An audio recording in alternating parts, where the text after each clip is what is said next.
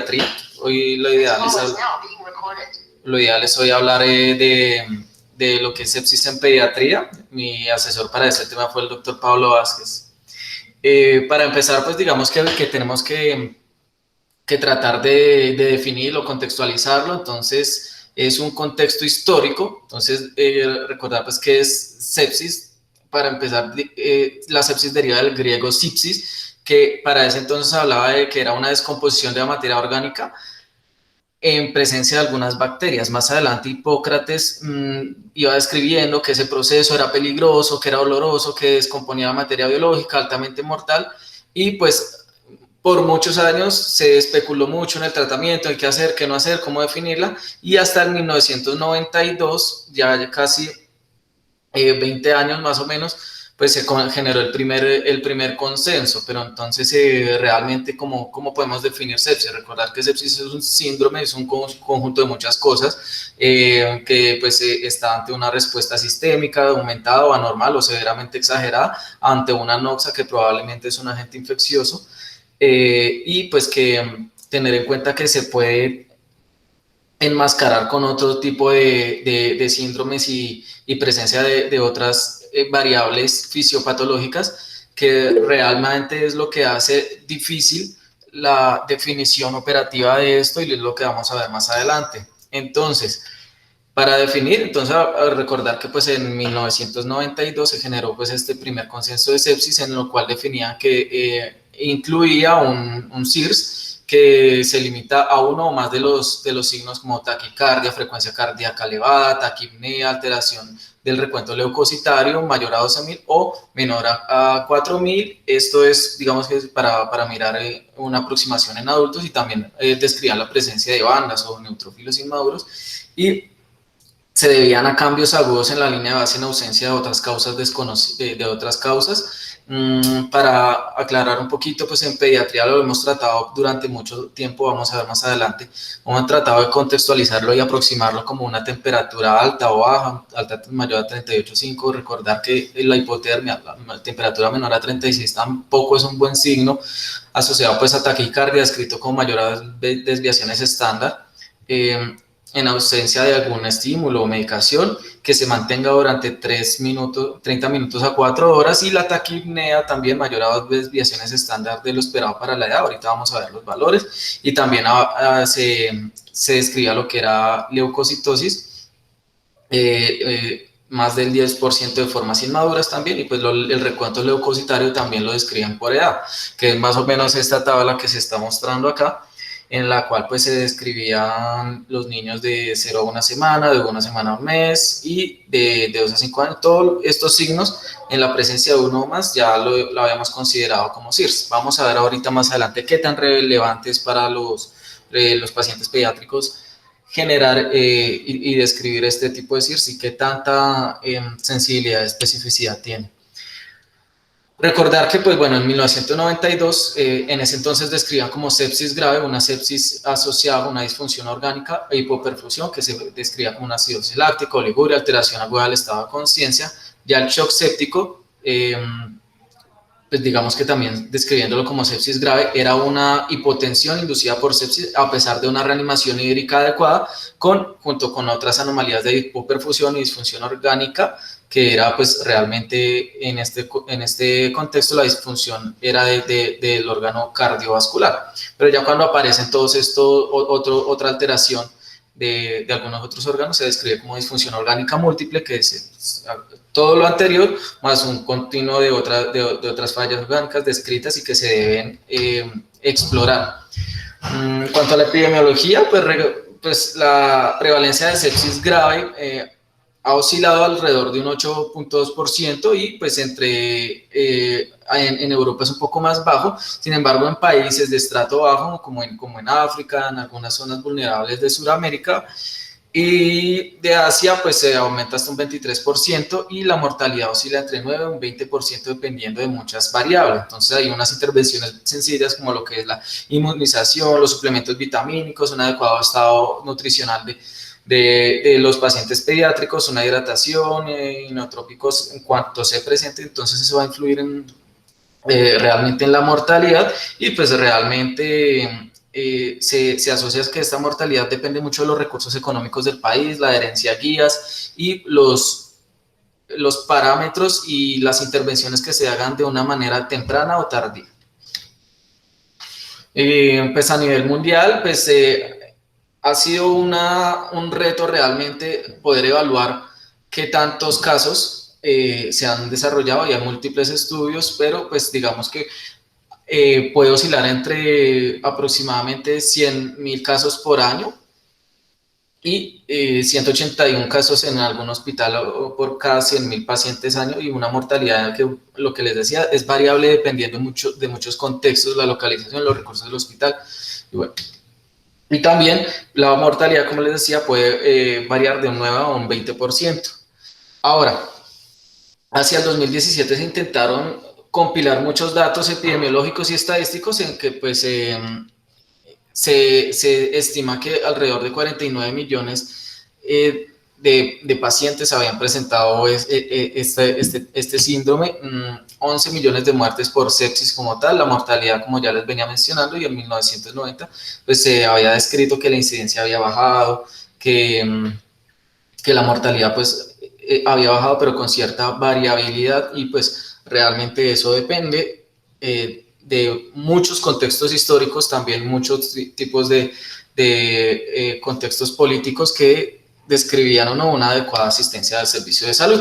Pero ¿qué factores de riesgo tenemos nosotros en Colombia asociados a mortalidad? Entonces, básicamente, esto es una enfermedad de estratos bajos y pacientes vulnerables, menor a 2 años, estrato socioeconómico bajo, localizado en una localidad rural, o pacientes con choque séptico, aumenta hasta 12 veces la probabilidad de mortalidad, y la infección por bacterias gram negativas también aumenta hasta el 2%.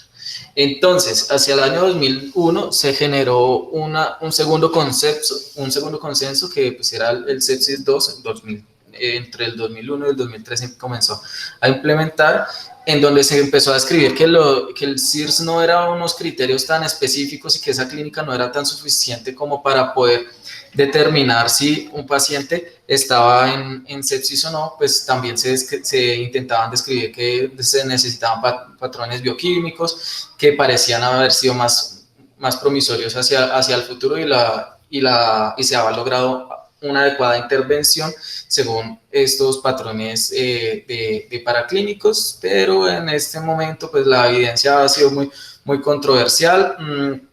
En cuanto a sepsis, se decía que se debían describir y considerar los criterios de inflamación, y que se debe ser ante todo sensible clínicamente, y que debería ser estos criterios fáciles de aprender, ¿no? Y que incluía pues unos laboratorios que deberían ser muy disponibles, fáciles de entender, fáciles de interpretar y poder aplicarlo a todas las edades.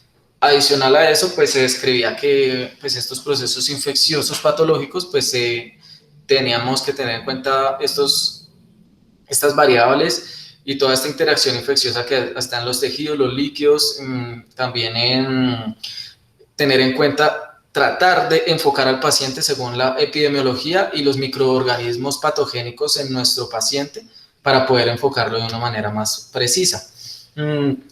Y también se escribió, ante pues toda la controversia de lo que era un CIRS o no, se trató de escribir un fenómeno que era pues parecido y que era una inflamación sistémica en respuesta a una infección, que pues también incluía unos síntomas generales, fiebre, taquicardia, taquipnea, una alteración del estado mental, un balance hídrico ya muy positivo, hiperglicemia, y pues también unos factores inflamatorios como estaban descritos, inflamación por leucocitosis mayor a 12.000, leucopenia, leucocitos normales, o que también tenía 10% de formas inmaduras, y también se estaba describiendo pues los valores predictivos de la PCR, de la procalcitonina, que estaba mayor a 2 veces elevado al valor normal, pero que progresivamente se han perdido bastante validez dado la heterogeneidad de lo que es un paciente con sepsis. También describían esta inflamación sistémica, una respuesta a la infección, como parámetros hemodinámicos alterados, disminución de la presión arterial sistólica dependiendo del punto de corte, y una saturación venosa mixta mayor al 70%, y tener en cuenta todo ese índice cardíaco, que lo ideal es pues que ya estaba por encima de 3.5. Y también describía unos parámetros de una perfusión tisular como una hiperlactatemia, decía que en ese entonces un mayor a 3 milimoles por litro y una reducción del llenado capilar o una piel ya moteada. Se generó también ya unos parámetros de una disfunción orgánica como una hipoxemia, una alteración de la PAFI, una oligoanuria también, como un gasto urinario menor a 0.5 y un aumento de la creatinina mayor a 0.5 miligramos decilitro o una elevación de la basal, un paciente que estaban entrando ya en falla renal, y también otras anormalidades de la coagulación, tiempos prolongados, y también se dio un valor de INR y también pues ya otros síntomas y signos gastrointestinales, el ilio y también pues presencia de trombocitopenia, inclusive elevación de las bilirrubinas. Para este entonces se conservó también en todo el concepto de lo que era la sepsis grave. Sin embargo, aquí ya se había intentado implementar todos los scores de severidad, el SOFA, el PIMOD, el PELOT, todos estos eran scores de severidad que estaban intentando ser implementados para objetivizar mucho más el enfoque clínico. En cuanto a la definición para ese entonces del choque séptico, se describía también taquicardia o podía no tener taquicardia si el paciente estaba hipotérmico y también signos de disminución de la perfusión, los pulsos débiles, estado de alerta alterado, también un llenado capilar podría ser rápido o ya muy lento, o un paciente moteado, frío y en sus extremidades o una diuresis disminuida. También se implementó lo que era la estrategia PIRO, que era pues tratar de focalizar los pacientes para intervenciones tempranas, teniendo en cuenta sus factores predisponentes, la I de infección, la R de una respuesta del huésped y la O de disfunción orgánica. Entonces esta era como nuestro orden mental para cómo enfocar a esos pacientes. Ya no muy lejos, en el año 2016, ya se reunieron nuevamente un consenso de expertos en donde se sacó pues, el consenso de sepsis 3 y estaban diciendo, no, estamos enfocando mal a los pacientes, ¿qué estamos haciendo mal?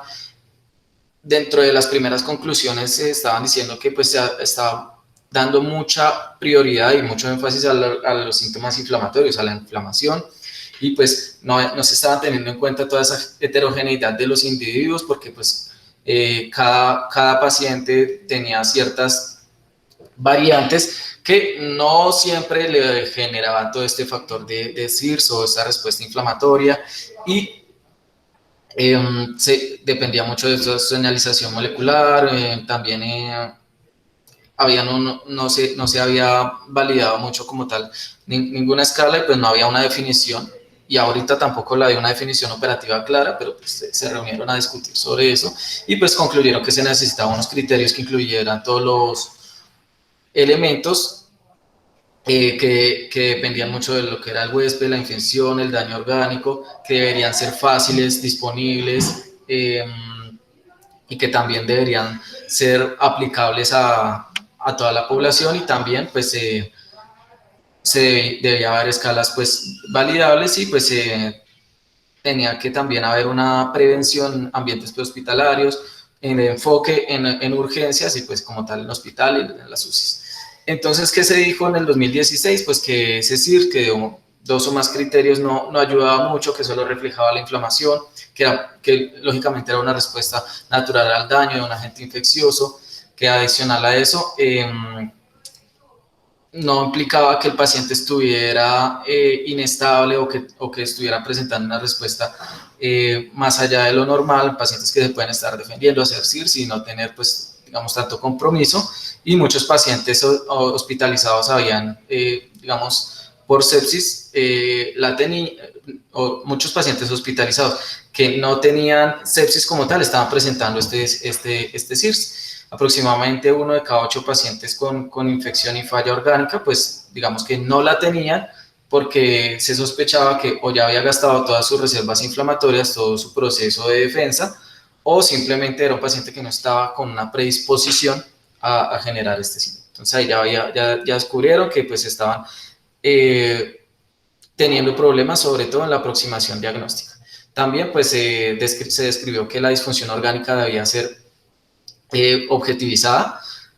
Se concluyó que al ser SOFA la más utilizada, entonces ya la sacaron únicamente de los contextos de unidad de cuidado intensivo y pues empezó a aplicar a toda la población que tuviera pues un contexto o sospecha de sepsis. Ya pues en el shock séptico determinaron que pues había una heterogeneidad de estos pacientes, que se necesitaba y se requería generar puntos de corte en donde considerar hacer más o menos intervenciones. Entonces, ¿qué concluyeron que se debería cambiar? Entonces, reconocer que pues la mortalidad de la sepsis, o sea, estamos perdiendo la batalla, especialmente si no se reconoce de una manera temprana. Adicional a eso, dependía de unos factores patógenos como tal. Entonces, muy diferente tener X o Y microorganismo o como agente lesivo. También dependía mucho de los factores del huésped y de la evolución del tiempo. Entonces, aquí le da un poco más de validez al tiempo para tratar de realizar intervenciones tempranas.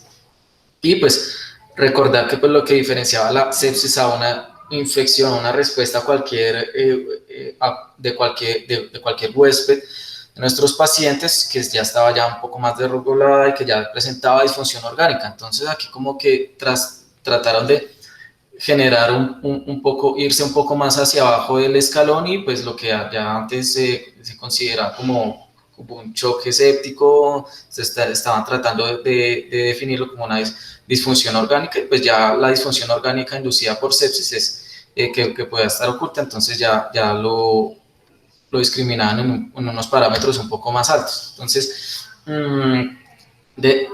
describían también que una infección no reconocida puede ser la causa de esa disfunción orgánica y que los fenotipos de los pacientes se podían modificar dependiendo si hay una enfermedad coexistente, si únicamente hay una enfermedad aguda, las comorbilidades, si hay una medicación o unas intervenciones que se hayan hecho previamente. Y también hay infecciones de órganos locales sin que esto genere una respuesta sistémica. Entonces, básicamente para concluir que para nuestro toda sepsis es grave, o sea que ya entrada la definición cambia un poco, es decir, que para nosotros decir sepsis grave ya sería una redundancia. Y pues esta es una aproximación de lo que es el SOFA score descrito en el 2016, que pues incluía los parámetros respiratorios, la oxigenación, la PAFI, y se da punto dependiendo de uno o más puntos dependiendo del grado de severidad. Se evaluaba pues el estado de coagulación, la función hepática, el estado cardiovascular, si solo eran alteraciones de las variables hemodinámicas o requería algún soporte adicional, y también el sistema nervioso central alterado, si o no, ya dependiendo de esos puntos se definía ahí. Y ya el mismo score dice abajo de si es disfunción orgánica o no, si es sepsis o no, y pues lógicamente para los adultos la función renal pues era importante, como ya les estaba diciendo. Sin embargo, pues no se iban a esperar a que tuviéramos todos estos paraclínicos para poder definir si el paciente estaba en sepsis o no. Entonces se trató de realizar una aproximación inicial que era el Quick SOFA, que dependía si era un Glasgow menor a 13, una presión arterial sistólica menor a 100 o una frecuencia respiratoria mayor a 22, y el choque séptico pues ya o sepsis, entonces ya decía que era una hipotensión persistente que requería vasoactivos para mantener una presión arterial media adecuada y un lactato sérico en niveles adecuados, y pues también luego de una adecuada reanimación. Entonces, ¿qué ha pasado en pediatría? En pediatría, pues como todos nosotros nos enfocamos mucho en que se debe discriminar por grupos de edad. Para ese entonces, que se realizó en el año 2005 y hacia acá, es lo que hemos trabajado, es lo que tenemos y es lo que se ha ido modificando levemente, pero bajo estos ciertos mismos parámetros. Entonces ya dependiendo si es en la primera semana, la segunda semana, hasta el mes, en lactantes, en niños pequeños preescolares, y ya generaron todas estas variables. Entonces allá uno mira si está taquicárdico, si está bradicárdico, dependiendo su grado de respuesta inflamatoria, si está con leucocitosis o con leucopenia, y dependía mucho de los niveles de esto para poder tratar de hacer una aproximación. Ya más adelante, pues yo lo que describí era, bueno, una disfunción cardiovascular, es decir, un choque séptico a pesar de la reanimación, lo describían con estas variables para los niños si era ya una disminución de la presión arterial, menor al percentil 5, requerimiento de soporte vasoactivo o presencia de acidosis metabólica inexplicable, elevación del lactato, lo mismo, oliguria, llenado capilar prolongado mayor a 5 segundos o la temperatura, diferencia en la temperatura central y periférica mayor a 3 grados. También describían disfunción orgánica como pues en su compromiso respiratorio, alteración de la PAFI, una presión arterial de CO2 elevada, mayor a 20 milímetros de mercurio por encima de la basal, aumento de las necesidades de la FiO2 y necesidad de ventilación mecánica, y en su estado neurológico lo describían como un Glasgow de entrada menor a 11 o que haya disminuido menor a 3 puntos respecto a su estado basal. Adicional a eso se describió el componente hematológico, que para nosotros ya para pediatría ya tiene un poco más de validez, un INR por encima de 2, un recuento plaquetario menor a 80.000 o una disminución del 50% en los últimos 3 días. Lógicamente el estado renal, una elevación de la creatinina por 2 veces sobre el límite superior y una disfunción hepática, bilirrubinas totales mayor a 4. Aquí excluyen lógicamente a los recién nacidos. El contexto ya aquí desde acá se ha fomentado y se ha analizado el contexto infeccioso en los recién nacidos como una charla aparte. Y qué problemas tenemos desde ahí hasta la actualidad, que pues la validez predictiva de los síntomas no es como la que uno quisiera para poder aproximar rápidamente a esos pacientes. Los niños hacen muchísimos IRS por una gripa, por dolor, por cualquier otra cosa, sin que eso signifique que el paciente está séptico. Entonces ahí ya vamos disminuyendo en la sensibilidad y especificidad de nuestros criterios clínicos, y pues ya el contexto de sepsis 3 no incluía en pues pacientes pediátricos. Entonces podríamos llegar al sepsis 3 validando pues el SCORSOFA o reemplazar el QuickSOFA por algún otro tipo de aproximaciones, porque pues la presión arterial, la alteración de la presión arterial no es útil en pediatría. Cuando un niño hace disfunción de su presión arterial sistólica, ya la enfermedad está bastante avanzada y pues lo que podemos hacer ya es muy limitado. Adicional a eso, pues tener en cuenta que para nosotros validar el QuickSOFA necesitamos tiempo, estamos cercanos a eso. Hay 2 tendencias de validación, una en el 2017 y otra en el 2020 en Egipto, que se hizo un estudio prospectivo, evaluaban mortalidad, miraban los criterios de CIRS, de sepsis grave, y ellos utilizaban su escala y miraban el PSOFA, el Pediatric SOFA, con una, digamos que con un intervalo de confianza más o menos aceptable. Y pues este es el Pediatric SOFA, que pues incluye, acá nosotros tenemos, aparte de la PAFI, ya se ha utilizado y se ha descrito la SAFI, dado que pues no siempre se tiene acceso a los gases. Describen la puntuación según los niveles de plaquetas, bilirrubinas. Aquí ya se incluye pues los niveles de presión arterial media según el grupo de edad, y asimismo los niveles de creatinina según el grupo de edad, y pues también la escala de Glasgow. Entonces ahí ya nos da la puntuación y la misma escala nos va a decir tiene disfunción o no tiene disfunción.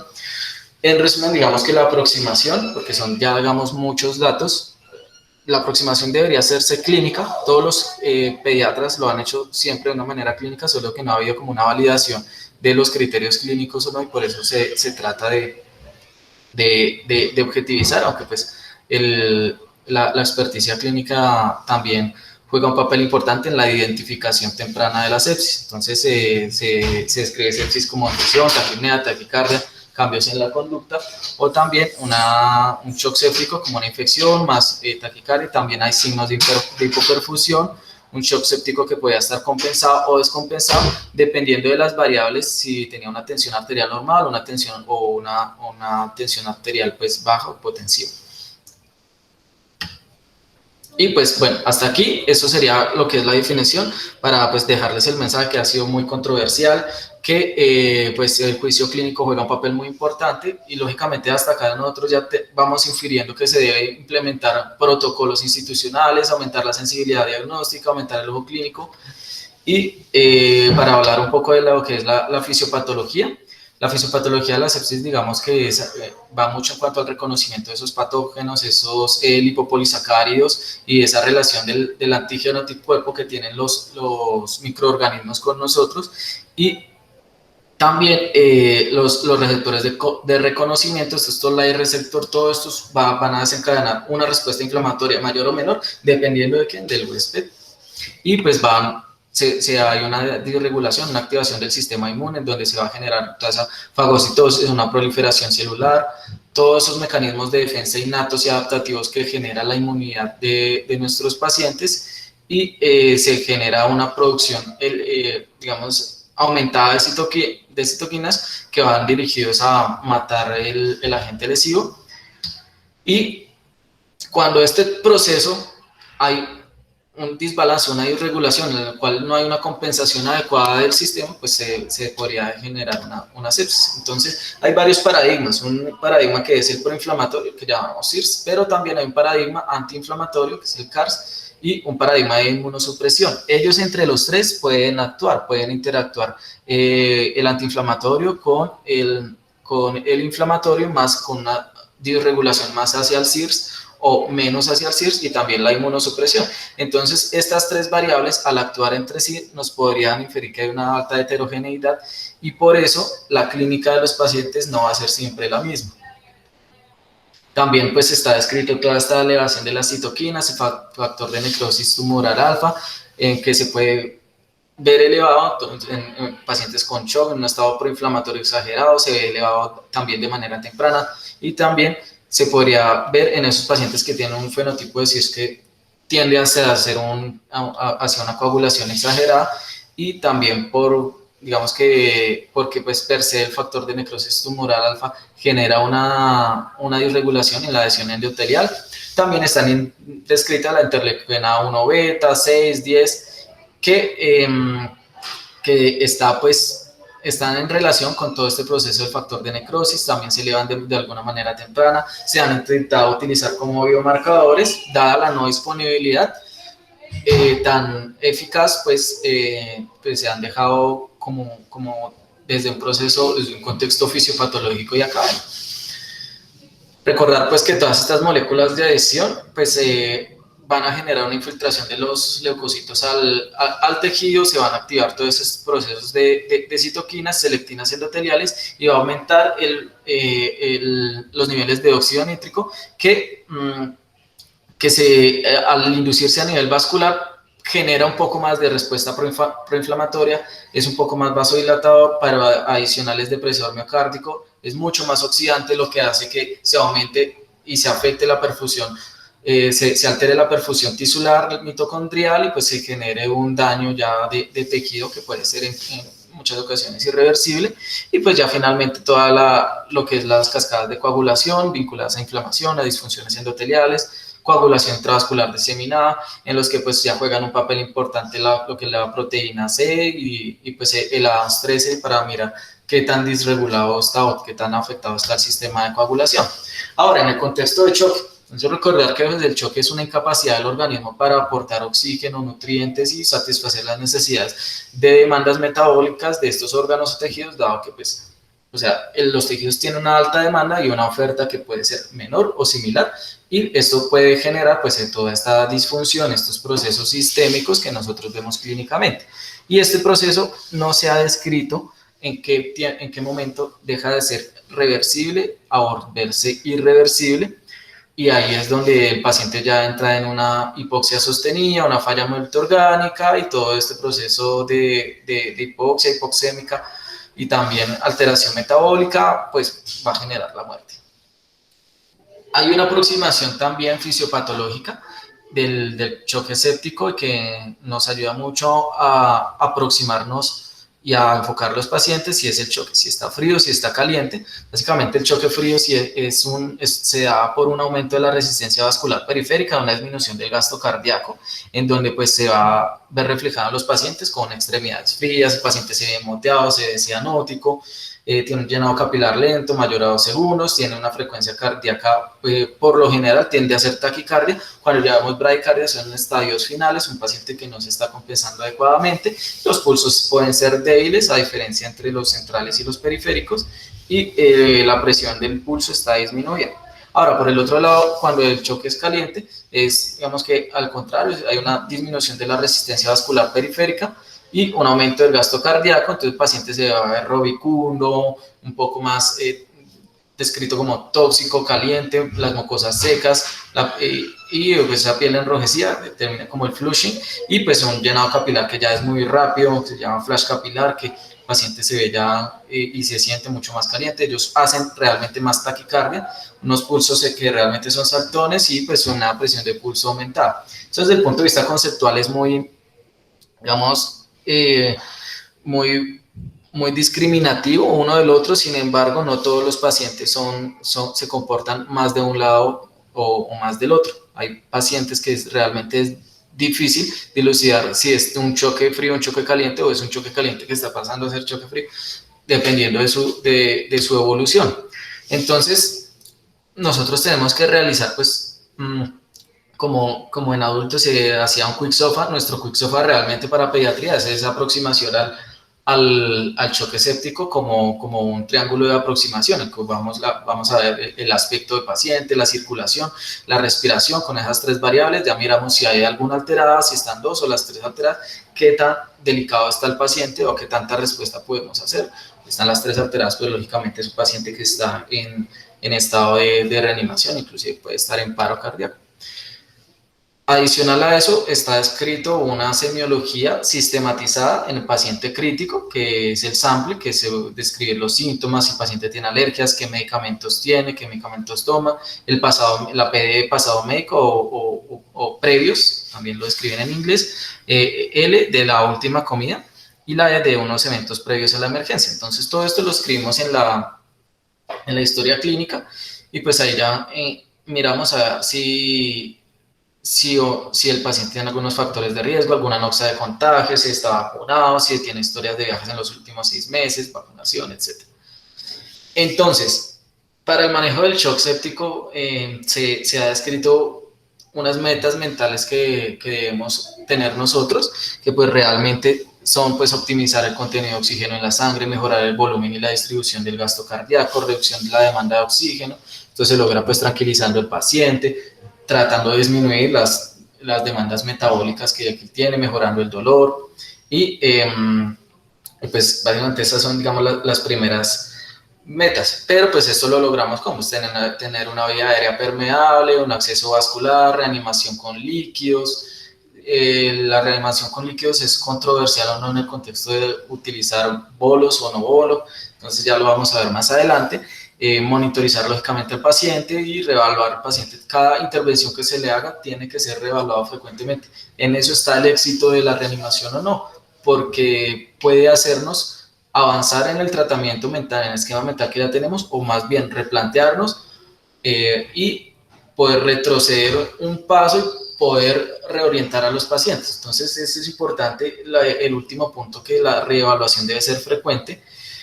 Hay pacientes que, pues, digamos, están en shock séptico, se benefician mucho, pues, de que si el niño, pues, está consciente, o pues poner una posición más cómoda. Si está inestable, respiración comprometida, poner un poco más de Trendelenburg. Está escrito que pues eso mejora un poco más el retorno venoso, mejorando de esa manera el gasto cardíaco.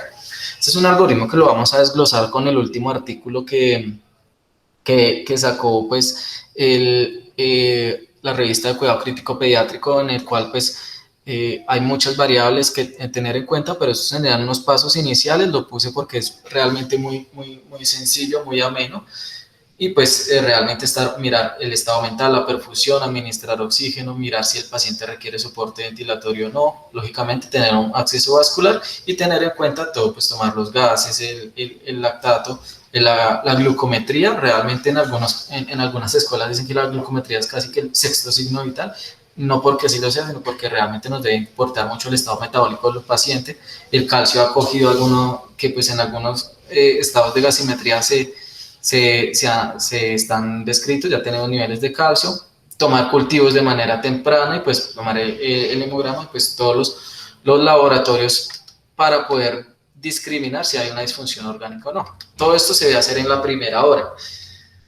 En cuanto a los bolos, pues se ha descrito pues que se puede poner de 10 a 20 cc por kilo. La tendencia ahora y actual es a poner a veces máximo un bolo. Ya después del primer bolo, si el paciente ya no ha mejorado, pues ya estamos mirando mentalmente a ver cómo se avanza en el algoritmo diagnóstico, cómo se avanza en el soporte inotrópico, vasoactivo y lógicamente corregir temas de hipoglicemia, hipocalemia, todas esas causas reversibles que pueden llevar al paro.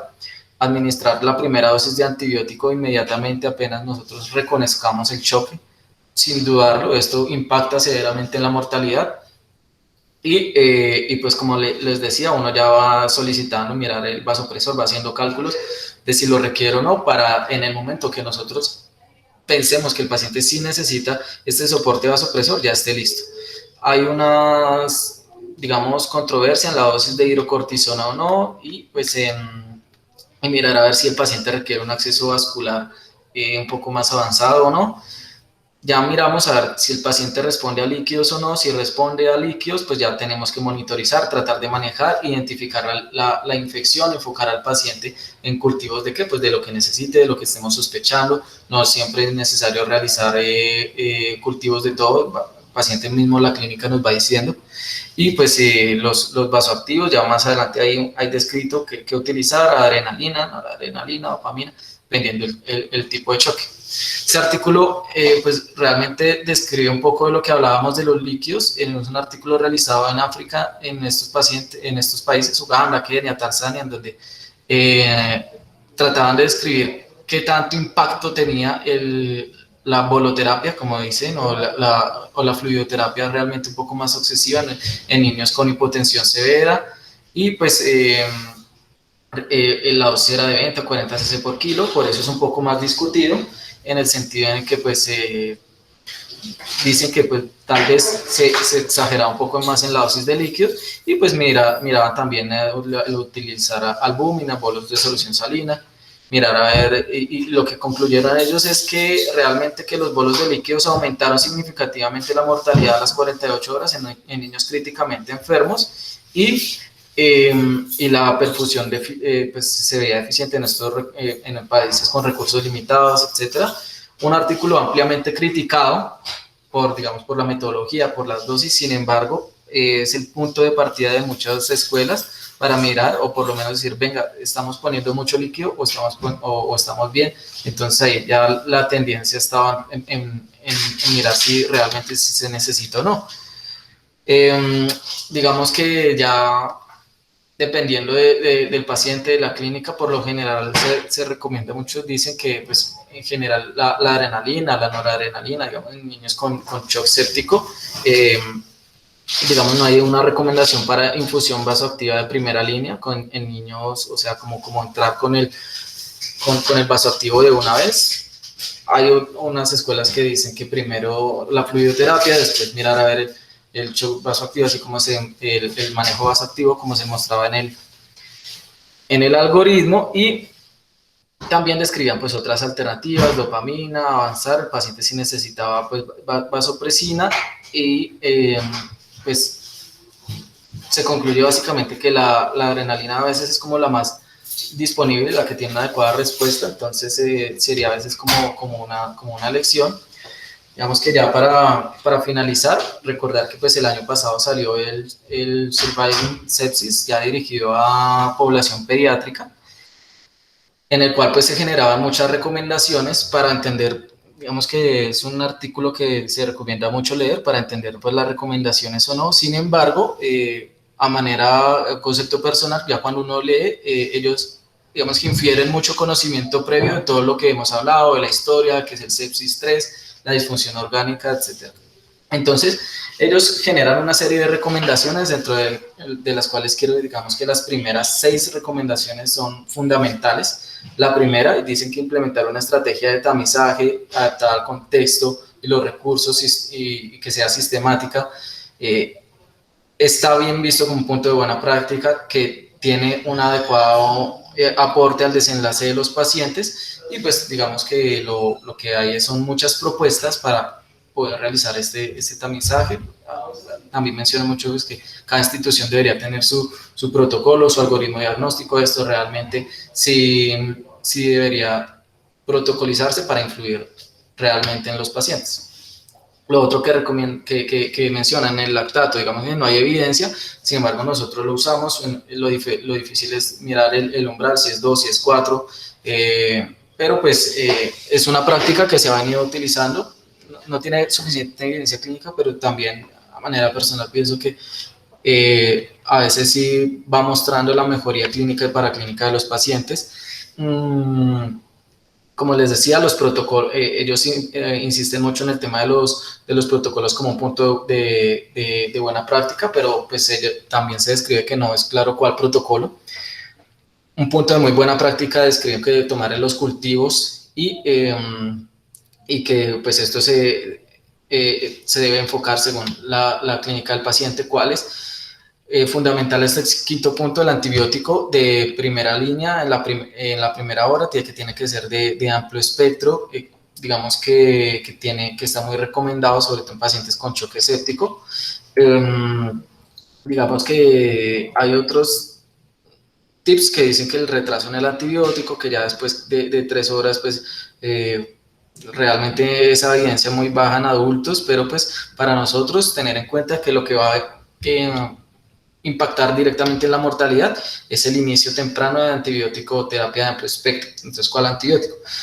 Entonces, es muy controversial. Básicamente, al final de la recomendación dice, pues, el que tenga más de amplio espectro, recuerde cubrir grados negativos. Si es un medio hospitalario, pues, ya tratan de enfocarse un poco más al cefepime. Si un paciente que viene afuera, las guías NICE recomiendan un poco ceftriaxona. No olvidar que en los neonatos, pues, ahí lo describen como, pues, no, debería cubrirse con ampicilina, los gérmenes del canal del parto, la listeria.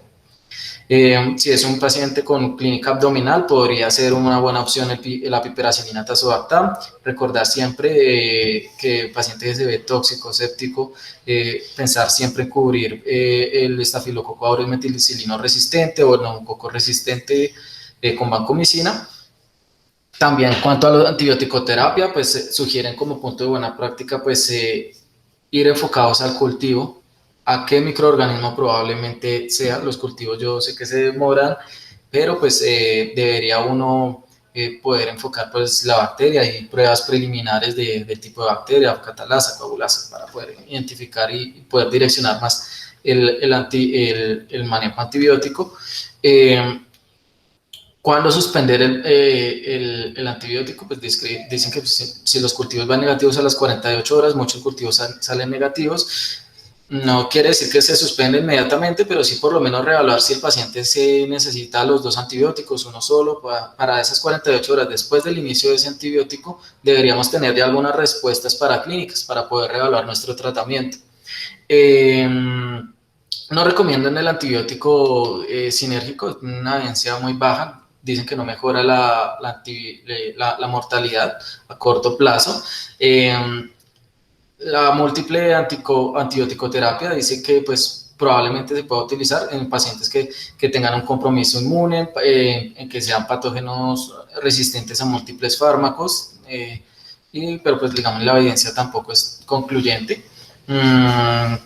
También describen que enfocar a esos pacientes, a esos fármacos por su farmacocinética, farmacodinámica, recordar que esos pacientes en choque séptico pues ya están seriamente, digamos, distribuidos o con su metabolismo un poco alterado y pues realmente se debería hacer un control diario clínico con biomarcadores a las 48 horas y que tener un programa de uso racional de antibióticos estipulado para cada institución es un punto de buena práctica. Adicional a eso, se debe controlar el foco lo antes posible, tratar de identificar de dónde viene la infección, no retrasar la estabilidad de los pacientes por imágenes o equipos especiales. Primero va, digamos, el paciente en cuanto a su estabilidad clínica. Cuando retirar el acceso, pues lógicamente está difícil en el contexto de que si el acceso venoso o un catéter central es el foco, pues se debería poner otro acceso. A veces no es digamos que es controversial en el sentido si el paciente no tiene más acceso, que por ahí pues le pasa el antibiótico, aunque es el foco de infección, pues mientras se asegura otro acceso venoso. Entonces ahí hay como evaluar el riesgo-beneficio. Lo que les decía, la misma guía y el mismo consenso habla de la fluidoterapia. Dice que la fluidoterapia en UCI, pues dice que tiene una evidencia débil, de baja calidad, que si es un paciente que está con un choque severo, que se podrían administrar 40 a 60 mililitros por kilo, pero realmente uno lo ve en la práctica clínica de 10 a 20, se puede, y pues que se puede el paciente monitorizar, vigilar los signos de sobrecarga, medir el gasto urinario, el balance. Si el paciente no está en UCI, dice que realmente si no hay hipotensión no se debería utilizar fluidoterapia. Si el paciente no está en UCI pero con hipotensión, pues manéjelo como si fuera una UCI, váyalo comentando, váyalo avanzando en el manejo y pues monitorizar esa sobrecarga. También hablan sobre los cristaloides. Realmente aquí la recomendación es tratar de manejar los líquidos balanceados. Dicen que pues al no haber diferencias entre los cristaloides, los coloides, el más utilizado pues la albúmina o las gelatinas, bueno, y pues al ser tan diferentes en su precio, pues recomiendan, si tiene el mismo desenlace, pues utilice el más económico, sobre todo porque es un contexto de unos países pues con limitación de recursos.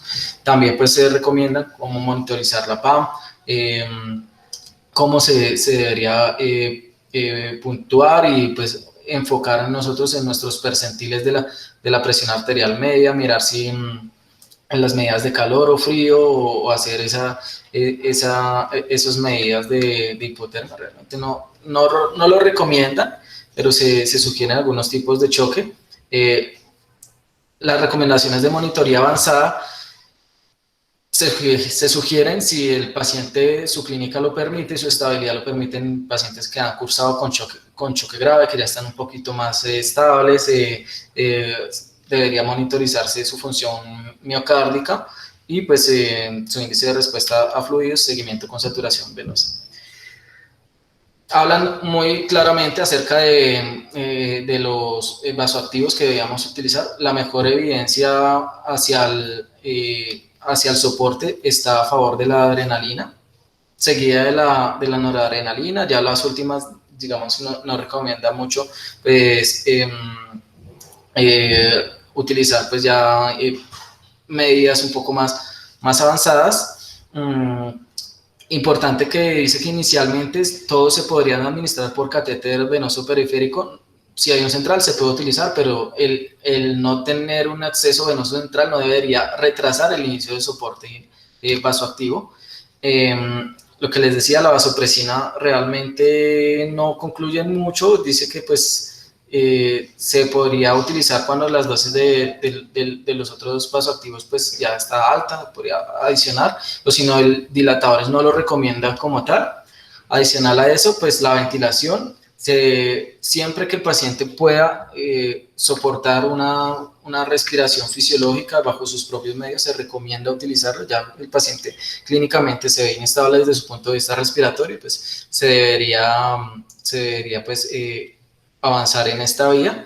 No, digamos que no recomiendan el uso de etomidato y adicional a eso, pues hay unas recomendaciones para manejo de la falla renal.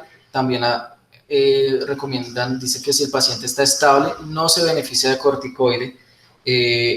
La hidrocortisona a dosis de 1 a 2 miligramos por kilo en bolo, y dependiendo se podría continuar.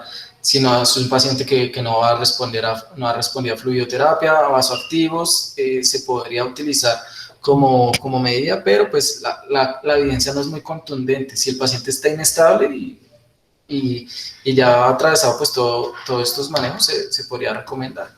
Definitivamente la insulina, si el paciente está normoglicémico, no está recomendada.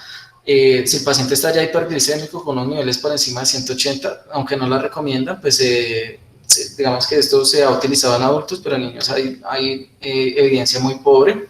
La nutrición, pues realmente debería ser individualizada a todo paciente que esté en la unidad de cuidado intensivo. No recomiendan pues de entrada comenzar a predecir si el paciente va a entrar en requerimientos de nutrición parenteral o no. Las transfusiones sí no ha cambiado, lo que recomienda que si la hemoglobina está por debajo de 7 y el paciente está inestable o requerimientos de alto oxígeno, pues sí se debería utilizar. La terapia de reemplazo renal va dependiendo si el paciente tiene signos de sobrecarga y falla y no ha mejorado, y esta es una medida que la podemos utilizar. Pues tiene una evidencia débil, pero pues digamos que no impacta directamente sobre la mortalidad, pero sí sobre la morbilidad. La terapia de ECMO, venovenoso o venoarterial, también el paciente dice que sí, el artículo dice que sí, deberíamos utilizarlo si cumple los criterios. La inmunoglobulina endovenosa realmente no se recomienda, tiene una evidencia muy baja. Ya para terminar las conclusiones, para llevar a casa, tenemos que reconocer que tenemos problemas en la definición. Si una enfermedad tiene problemas en la definición, ya de ahí para abajo, pues va a tener problemas en su diagnóstico, en su tratamiento, va a ser muy controversial, pero tener siempre presente que nosotros tenemos la clave en el impacto de la mortalidad realizando intervenciones tempranas. La fluidoterapia, pues ahí sí ya me gustaría dejarlo como abierto ahorita a los profes, qué tanto lo usamos, cómo se modifica toda esa tendencia de que antes poníamos muchos líquidos y ahora ya estamos un poco más restringidos.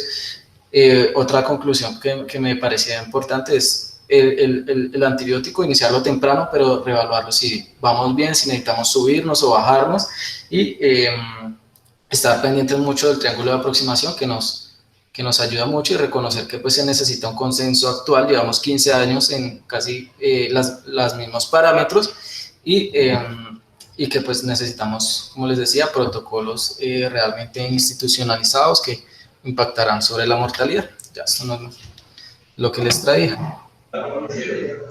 Listo, Cristian, muchas gracias. No sé si el doctor Pablo, la doctora Maleja Suárez tengan algo que decir, aportar a la charla.